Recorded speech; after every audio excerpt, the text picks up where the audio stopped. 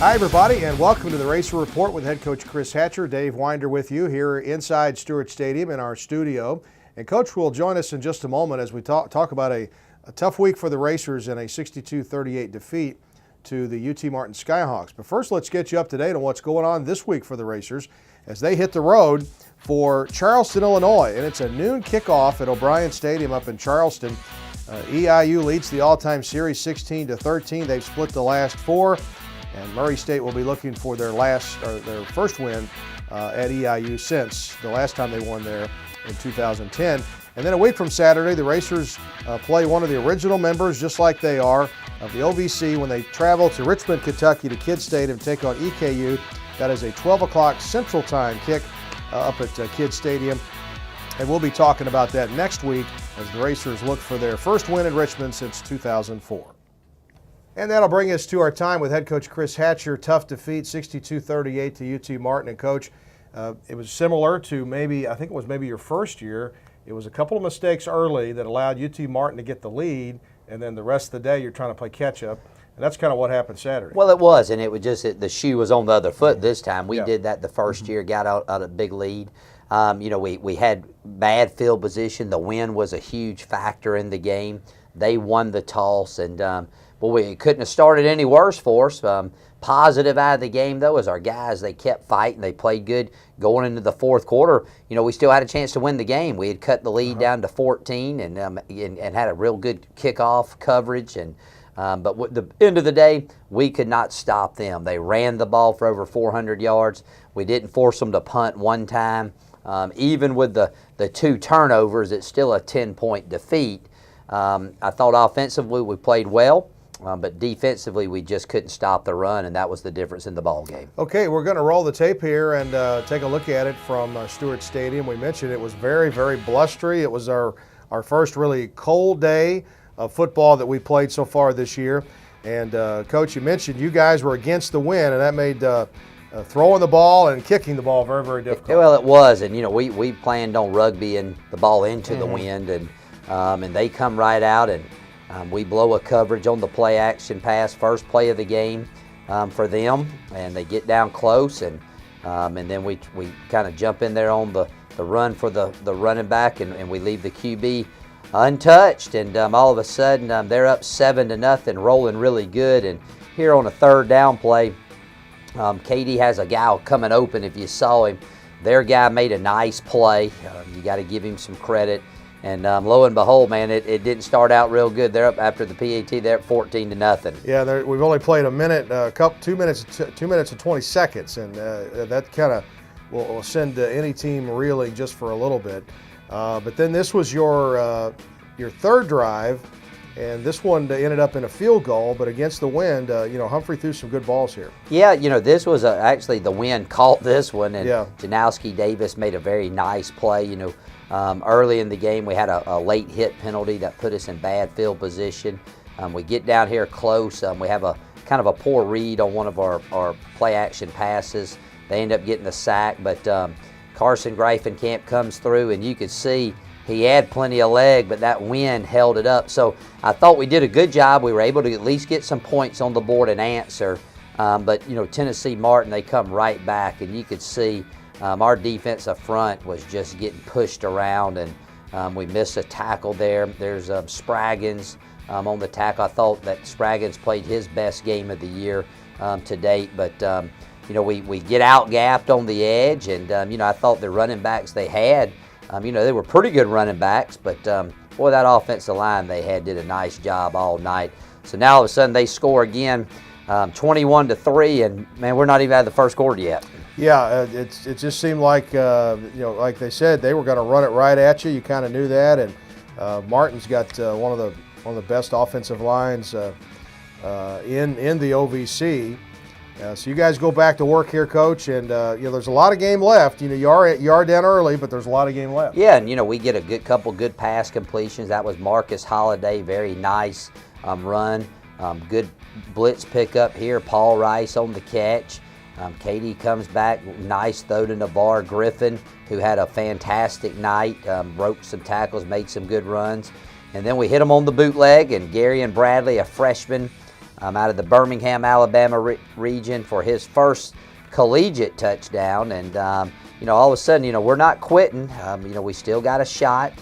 Here we missed their quarterback on a blitz, and we kind of get the old receiver down a little bit.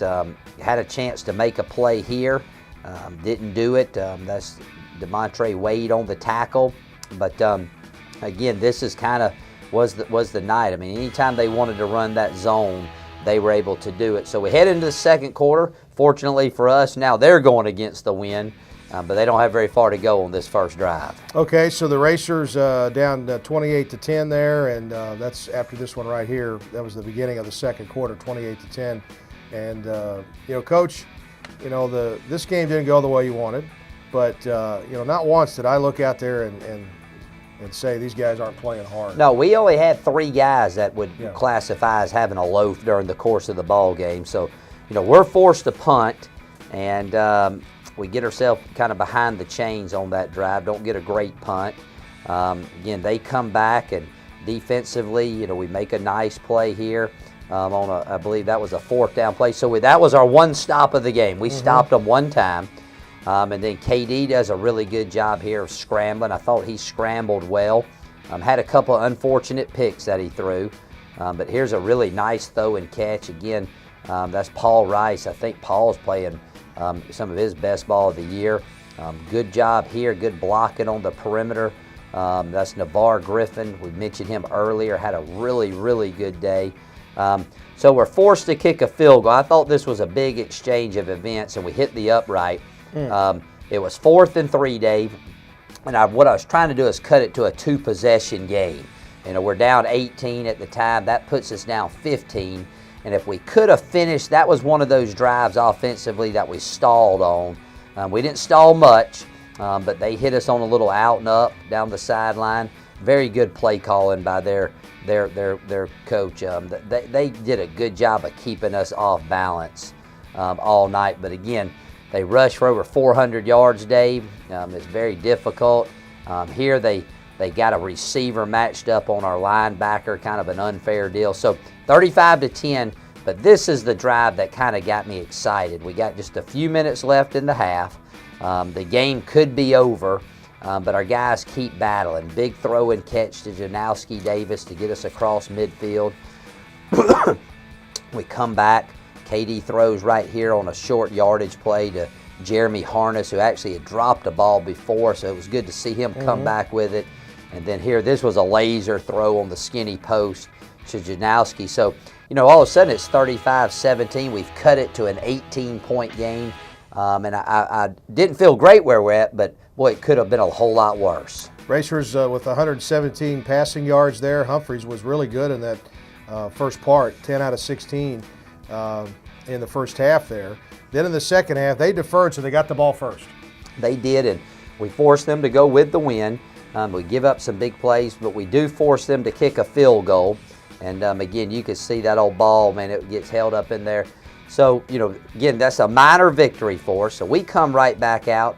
Very nice throw and catch. I believe that's Mitch Stoltz on the catch to get the first down. Nice run here by Pokey Harris. We knew we were going to have to throw the ball, and I thought we had a great night. We threw it over for 400 yards, and they busted a coverage. We showed them a look they hadn't seen, Jeremy Harness for the touchdown. So all of a sudden, we've cut that lead now down to a 14-point ball game. So I feel like, hey, we're still in the game, Dave. Yeah, it was 38-24, and if the Racers could just come up and get a stop here, but the Skyhawks end up going 8 yards, 75.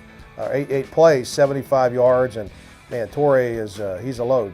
Yeah, he's a big back, but what makes them go is their defensive line and or their offensive line. Right. And this was kind of the blow that you say this was kind of the one that maybe kind of got us out of whack. This was a 4th down play. And, you know what? I think it was it Perry Cooper hit him first?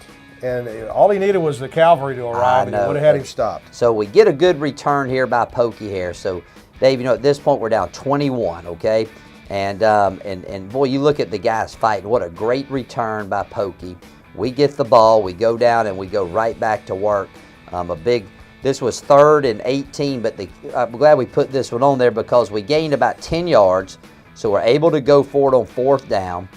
They end up losing contain, and this is a really nice run by KD to pick up the conversion. I think we picked up 3 or 4 fourth down conversions on the game, and then a nice throw to Navarre Griffin, who's wide open. He does a good job, and this is where I thought we were going to have our shot. Okay, Dave, because it's 45-31, and you still got the whole 4th quarter to go. 14-point game. Yep. We kick it off with the wind, and we get a great play. I know it's not on here. Janowski Davis makes a fantastic tackle. We pin them inside the 15-yard line. So this is when we needed the stop. And again, they do the tight end delay, and that guy's a big load. And that was a good play, hard play to defend. But we couldn't get that stop, Dave, and that ended up doing us in. So they come right back, they score, and then they make it a 21-point ball game at this point. But I think we had we come right back here, and this was very unfortunate. We throw a pick 6. If KD could have waited about a half a second, Navarre Griffin's breaking open, and he probably goes about 90 for the touchdown. But see, just from a coaching perspective, the game is a little bit out of hand, but man, our guys are still fighting. And I thought this was a really nice throw and catch to Janowski Davis off the scramble. We could have folded our tents, but we come right back. Again, Navarre Griffin, he probably the best he's ever played after he caught the ball and ran really well. And then we go the onside kick, and this one, I've seen it from every angle, and there's no way they didn't touch it first. I mean, I've seen it, and pretty disheartening that they didn't give us the ball. On our OVC digital broadcast, we played it back several times from our center camera, and here's the replay here. So we went ahead and looked at it, and I think it was a white hat who made the ball scoot back out, but you guys just didn't get the call, and it's just one of those. Yep, and then they get the field goal out of it. But, we had to do it. We were down, and we had to try to get back in the ball game. And then we actually had a really nice drive offensively that we ended up not converting the 4th down play. So it was a tough day for us. Not very good weather. And, again, you got to take your hat off. Their team came in. Their team beat us soundly at the point of attack.